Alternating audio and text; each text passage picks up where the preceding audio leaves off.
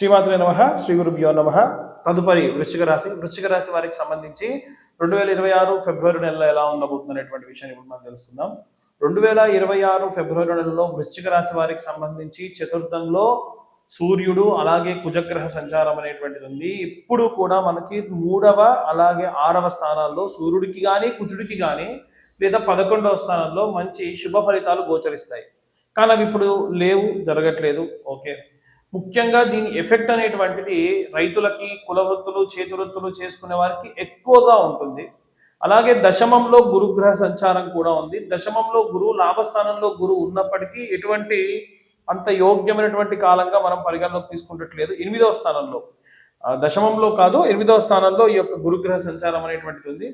అష్టమం కంటే కూడా గురువు సప్తమంలో కానీ, లేకుంటే నవమంలో కానీ, పంచమంలో కానీ, ద్వితీయంలో కానీ ఎక్కువ లాభం చేకూరుస్తాడు. అలాగే ఈ యొక్క దశమ స్థానంలో కేతుగ్రహ సంచారం ఉంది. దశమం అంటే లాభస్థానం, అక్కడ పాపగ్రహ సంచారం ఉంది. కేతుకు కూడా 3, 6, 11 స్థానాలు మాత్రమే లాభంగా ఉంటుంది. ఓవరాల్ గా చూసుకుంటే ఈ యొక్క రాశి వారికి కాస్త ఊరట కలిగించేటువంటి విషయాలంటూ ఏమైనా ఉన్నాయి అని అంటే, పంచమంలో షష్టమంలో ఉన్నటువంటి శని, పంచమంలో ఉన్నటువంటి శని, చతుర్థంలో ఉన్నటువంటి రాహువు, శుక్రుడు. అయితే శుక్రుడు రాహు వల్ల ఏంటంటే సప్తమాధిపతి చతుర్థంలో ఉండడము, అలాగే రాహుతో కలిసి ఉండడం వలన ఏవైనా కానీ, ఇప్పుడు సినిమా రంగం అనేటువంటిది ఉన్నా, కెమికల్ ఫీల్డ్లో ఉన్నా, ఏదైనా సరే డాక్టర్స్ ఎవరైనా ఉన్నా, వీళ్ళందరూ కొంచెం ఒకే రకమైనటువంటి వృత్తి ప్రవృత్తి చేస్తూ ఉంటారు. ఎలా అంటే అక్కడ లేనిది ఉన్నట్టుగా, ఉన్నది లేనట్టుగా కనిపిస్తూ ఉంటుంది. అవన్నీ మేనేజ్మెంట్స్ అనేటువంటివి వీరు ఎక్కువగా చేస్తూ ఉంటారు. కాబట్టి ఆ విషయానికి వస్తే వీరికి ఉన్నటువంటి ఆ యొక్క గ్రహ సంచారాన్ని బట్టి కేవలం శుక్ర రాహువుల కలయిక మాత్రమే వీరికి ఎంతో కొంత లాభం అనేటువంటిది ఉంది. పంచమంలో ఉన్నటువంటి శని వలన కూడా ఎటువంటి యోగ్యంగా లేదు. శని కూడా 3, 6, 11 స్థానాల్లో మాత్రమే యోగిస్తాడు. మనకు ప్రతి 2.5 రోజులకి ఒకసారి చంద్రుడి సంచారం అనేటువంటిది మారుతూ ఉంటుంది. అలా ఈ గ్రహాలతో కలిసినప్పుడు కూడా మనకు కొన్ని రకాలైనటువంటి మానసికమైనటువంటి ఆందోళన కూడా ఎక్కువగా ఈ రాశి వారికి నెలలో ఉండొచ్చు. అన్నిటికంటే ముఖ్యంగా చూసుకుంటే మనకు విపరీతమైనటువంటి తలనొప్పి, ఈ రాశి వారికి నిద్రలేమితనము, ఆందోళన ఎక్కువగా కలుగుతుంది. ఆల్మోస్ట్ ఇలాంటి పరిస్థితులే కర్కాటక రాశిలో మనం చూస్తున్నాం. తర్వాతకి మళ్ళీ ఈ వృశ్చికంలో కూడా మనం చూస్తూ ఉన్నాం.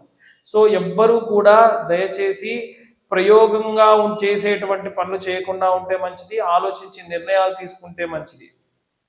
ఓవరాల్గా ఈ రాశి వారికి సంబంధించి ఈ ఫిబ్రవరి నెలలో మిశ్రమ ఫలితాలు ఎక్కువగా గోచరిస్తూ ఉన్నాయి. వీరందరూ కూడా నవగ్రహాలకి సంబంధించి మనం ఎప్పుడు కూడా దేవాలయంలో ప్రదక్షిణాలు ఎలా చేస్తామో దాన్ని సవ్య దిశలో చేసేటువంటి ప్రదక్షిణాలు అంటారు. అది 21 ప్రదక్షిణాలు చేయాలి. అపసవ్య దిశలో అంటే యాంటీ క్లాక్ వైజ్ డైరెక్షన్ లో ఇంకొక 6 ప్రదక్షిణాలు నవగ్రహాలకి చేయాలి.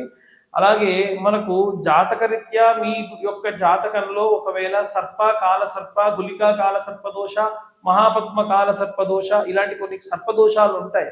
అలా ఏమైనా సర్పదోషాలు ఉంటే వారి కోసం ఫిబ్రవరి నెలలో మనకు 8, 10, 17, 22 ఇలా కొన్ని తిథులలో, కొన్ని నక్షత్రాలతో కూడుకున్నటువంటి రోజులలో ప్రత్యేకంగా నవనాగ నవగ్రహ శాంతి హోమం ఎవరికి వారికి సపరేట్ గా నిర్వహించడం జరుగుతుంది.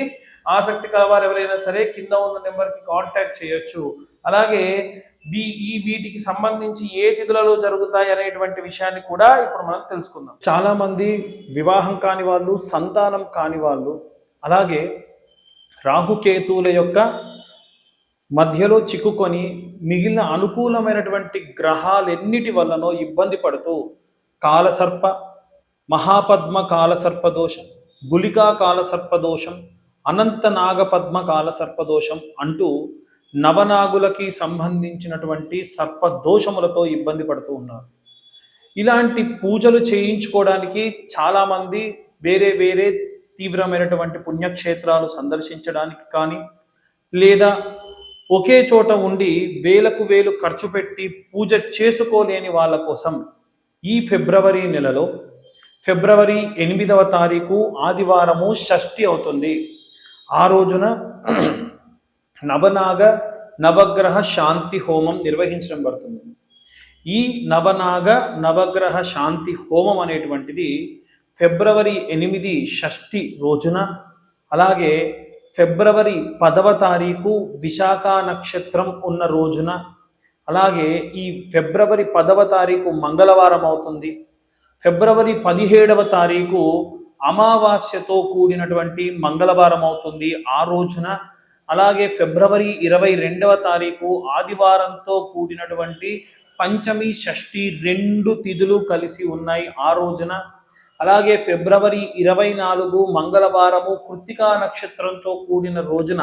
ఈ 5 రోజులు ఫిబ్రవరి 8, ఫిబ్రవరి 10, ఫిబ్రవరి 17, ఫిబ్రవరి 22, ఫిబ్రవరి 24 ఈ షష్ఠి, విశాఖ నక్షత్రం, అమావాస్య, పంచమి, షష్ఠి, కృత్తికా నక్షత్రం ఉన్న రోజున నవనాగ నవగ్రహ శాంతి హోమం నిర్వహించడం జరుగుతుంది. ఇక్కడ ఎవరి పూజా సామాగ్రి వారికే, అంటే నవగ్రహాలు అలాగే నవనాగులు, ఎవరి కలశాలు 9 కలశాలతో, ప్రతి ఒక్కరికి కూడా 9 కలశాలతోని, వాటిపైన కొబ్బరికాయలతోని పూజా సామాగ్రి అంతా కూడా మేమే సమకూర్చి ఎవరికి వారికి సపరేట్గా ఒక బ్రాహ్మణ్ణి నియమించి విశేషంగా సంపూర్ణమైనటువంటి శాంతి హోమం నిర్వహించడం జరుగుతుంది. ఈ హోమంలో పాల్గొనదలిచిన వారు కింద ఉన్న నెంబర్ కాంటాక్ట్ చేయొచ్చు.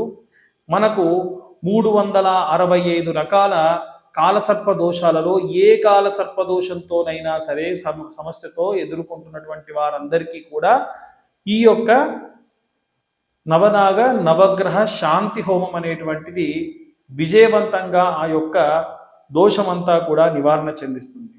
కాబట్టి ఈ యొక్క కార్యక్రమంలో పాల్గొని సంపూర్ణమైనటువంటి సర్ప సంబంధిత దోష నివారణ, సుబ్రహ్మణ్యేశ్వర స్వామి సంపూర్ణ కృపకు పాత్రులు కావాల్సిందిగా కోరుకుంటున్నాను. సర్వే జనా సుఖినో భవంతు. స్వస్తి.